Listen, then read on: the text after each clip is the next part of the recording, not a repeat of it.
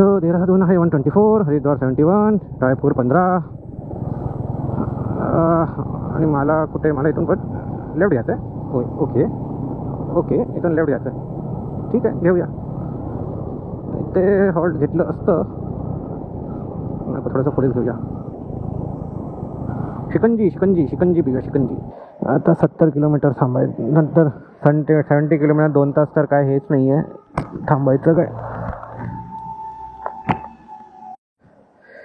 तर आता पेलो मस्तपैकी शिकंजी, मेरठ की स्पेशल थंडी शिकंजी.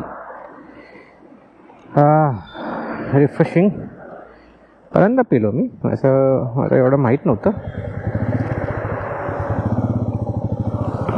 अच्छा, समथिंग पहिल्यांदा पेलो. म्हणजे शिकंजी ज्याला म्हणतात, आपल्यासाठी निंबू पाणी असतं, पण त्यांच्यासाठी त्या लोक शिकंजी, म्हणजे थोडंसं थंड असतं चांगलं, पण हे नसतं, काय म्हणतात त्याला, जास्त गोड नव्हतं. त्याने बर्फ खाऊन दिलेलं म्हणून जरा एकदम चिल्ड होतं. नंतर प्रॉब्लेम नको व्हायला रे बाबा. तर आता दुसरं म्हणजे कुठून राहा लागेल तर बघूया. हरिद्वार 71 आहे, म्हणजे स्ट्रेट गेलं तर हरिद्वार चालत जायला लागेल. बादलपूर आता थांबून बघायला लागेल की कुठून येऊन जात आहे. आता प्रॉपर 49 किलोमीटर्स आहे आणि डोंगर दिसायला चालू झालेत. आता मध्ये कमीत कमी 4 की 5 गावं आलेले. सगळीकडे मुस्लिम क्राऊड येतो. त्याच्यातले किती रोहिंग्यास आहे, किती बांगलादेशी आहे, देव जाणे. आणि हे मी म्हणजे UP-मध्ये जास्त नोटीस केले मी. अरे तिथून हकलतात आहे उत्तराखंडकडनं, तर आता म्हणून इथे येऊन त्याला वाटत सेटल होतात आहे. मे बी ह्याच्यानंतर मे बी इथून पण काढतील, आणि इथे येऊन कोण बघणार. बघितलं किती व्यवस्थित बघतील काय बोलता येत नाही. पण म्हणजे गाव एरिया टाईप एकदम बिदड गाव असे. आणि मध्ये मध्ये अशी डिप्रेसिंग गाव होते ना की विचारू नका, एकदम डिप्रेसिंग. काय बोलणार काय समजत नाही. हे पण एक अनुभव आहे, घ्यायला पाहिजे. असं वाटलं की थोडंसं जवळ, म्हणजे थोडंसं गरमी कमी होईल असं वाटलं, पण असं नाही आहे. बघूया, एकदम ड्रास्टिक चेंज झालं तर बघूया. आता जर इथून 2 किलोमीटर, आता घाट किती किलोमीटर असेल ते तर बघायला लागेल. तर घाट हळूहळू स्टार्ट झालेत आणि ऑलरेडी आता इथे ट्रॅफिक दिसतं आहे मला. 33 किलोमीटरचा घाट आहे. आणि इथूनच 253 किलोमीटर्समध्ये केदारनाथ पण येतं आहे. केदारनाथ, जोशीमठ, बद्रीनाथ 358 समथिंग. एक तास 18 मिनटं हाय. आता तर मजाच आहे आता 1 तासात. आणि मोस्टली कसं UPचेच जास्त लोक दिसतात इथे. आणि हे 4 धाममुळे वाटतं इथून पण वाटते जातील ते लोक. पण थंडावा असं वाटत नाही, मे बी थोडं वेळ नंतर लागेल जरा.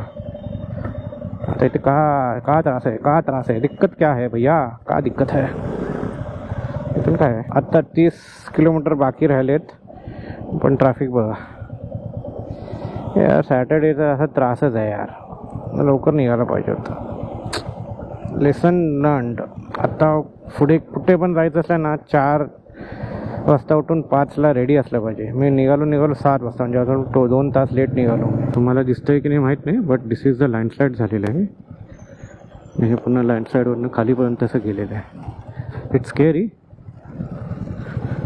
मला वाटलं नव्हतं, म्हटलं थोडंसं हे तरी इझी असेल, बट नो ब्रदर, हे थोडंसं डेंजरसच आहे बाबा. बाकी खाली कुठली ती नदी जाते, पण ती ऑलमोस्ट सुकलेली आहे, पण थोडंसं वाहतं पाणी आहे. सो थोडंसं दिसतंय ते. लास्टचे 5 किलोमीटर राहिलेत, पण खूप घाट आहेत. आणि पण जसं घाट क्रॉस होत जाते ना, तसं काय सुंदर दृश्य दिसतंय. काय सुंदर आहे यार, मस्त आहे एकदम, एक नंबर आहे. हो ना यार, काय मस्त घर आहे तिथे, बंगला.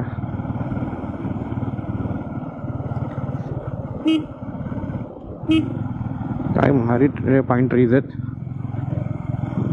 खाली जाऊ पण शकतो रे, ट्रेल टाईप आहे.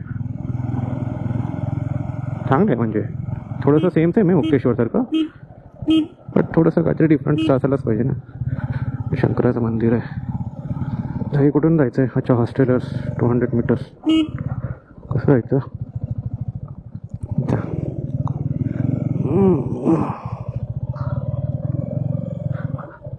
बाप रे, little bit of tricky but चलेगा. ओके.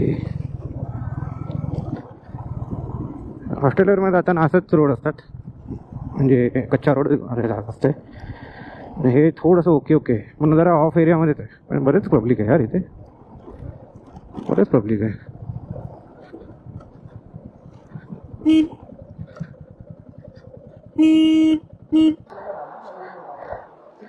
सो बुकिंग आहे हेमंत रंगजल के नाम.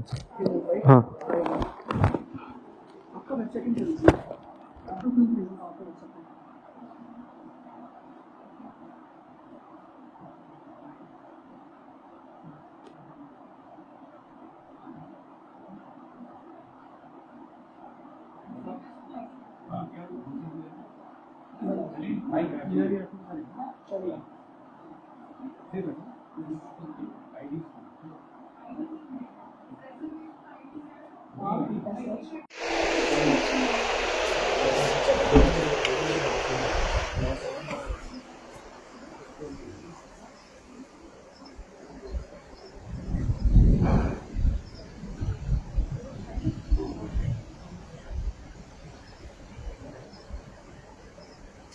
क्लायमेट कसं झालं एकदम फॉगी फॉगी फॉगी छानपैकी.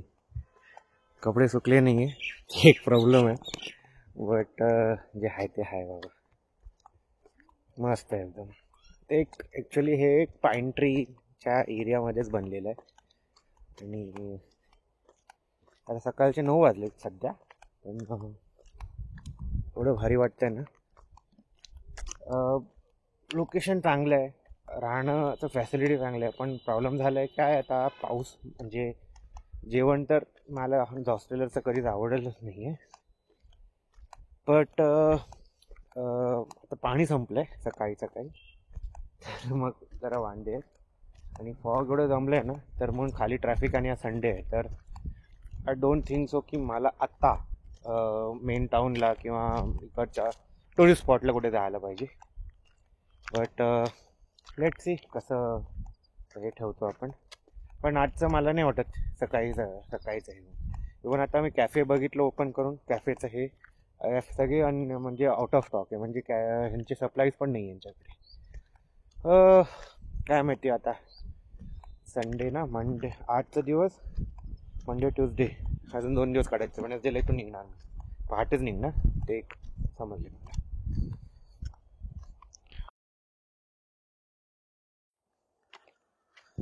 थोडंसं वरती जाऊन बघूया ते काय.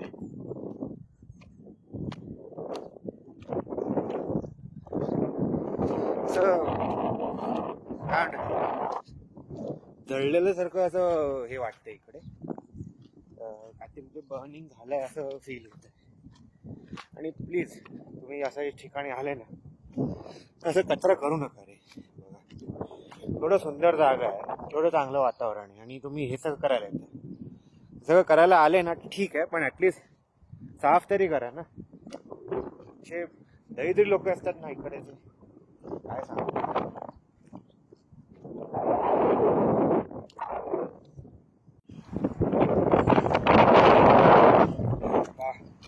जबरदस्त आहे अरे, बरेच फोटोज काढले मी.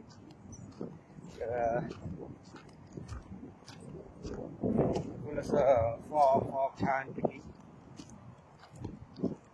मुक्तेश्वरला असं तर नाही भेटलेलं, बट काल इथे आलेलो तेव्हा तसं वाटलं नव्हतं. एकदम गरम गरम गरम असं गरम होतं. काल रात्री झोपायला पण गरम होत होतं, बट ठीक आहे.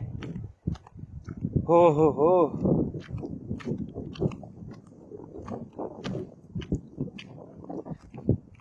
पुढे त्या साईडला आहे ना काहीतरी एक कॉलेज किंवा काहीतरी आहे, गव्हर्नमेंटचं इन्स्टिट्यूट आहे, त्यासाठी ते थोडंसं असं पाऊलवाट बनवलं आहे.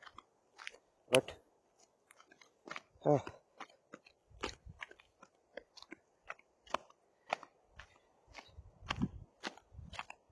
इथंच एन्जॉय करायचं. अजून काय, जेवण आलं तर जेवण करायचं, तर मग बट रात्री तरी संध्याकाळी तर निघायला लागेल, कारण इकडे जेवणाचा जरा वांदेत. पुढे काहीच दिसत नाहीये, फुल कोरा कोरा कोरा.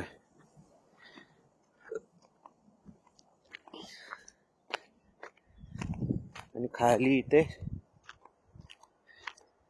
रोड्स आहेत, मस्त काय सांगू यार, छान छान वाटत. इथून काढूया एक फोटो.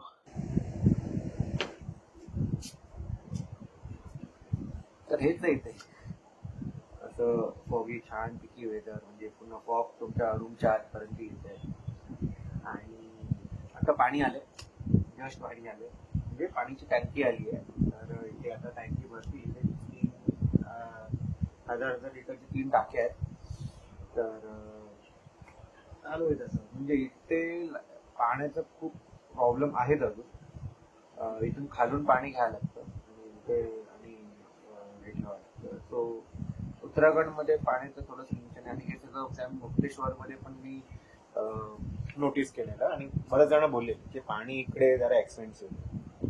हिमाचलमध्ये असं नाही असं वाटतं मला, पण आता कसं आहे की आता जसं लोक येत राहतील तर म्हणजे ते टुरिझम वाढत जाईल, तर काय ना काहीतरी व्यवस्था करायला पाहिजे गव्हर्नमेंटने. आणि